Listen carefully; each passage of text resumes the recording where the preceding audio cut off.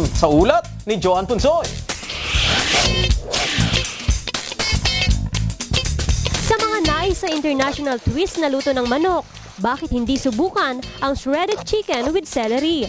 Para sa putahe, kakailanganin ang margarine, garlic and onions, shredded chicken, carrots, celery, cream of mushroom, evaporated milk, tubig at pampalasa. Ate, bakit nga ba tinawag na shredded chicken with celery yung putaheng yan? Tinawag siyang shredded chicken celery kasi lahat ng sangkap niya, ang slice niya pahaba. Sa pinainit na kawali, tunawin ang margarine, igisang bawang, sibuyas, shredded chicken, saka ilagay ang evaporated milk.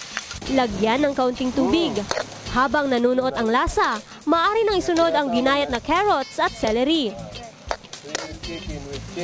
Upang lalong lumapot ang shredded chicken, ibuhos ang cream of mushroom.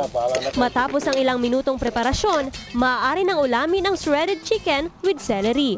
Konting trivia lang sa ating mga kapuso, ang niluto nating putahe ngayon ay isa palang American dish dahil sa mga sangkap na ginamit gaya na lamang ng cream of mushroom at white sauce.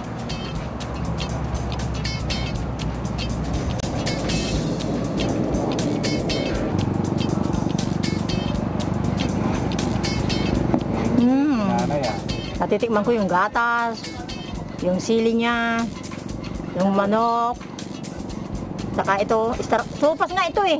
Sopas na walang sabaw.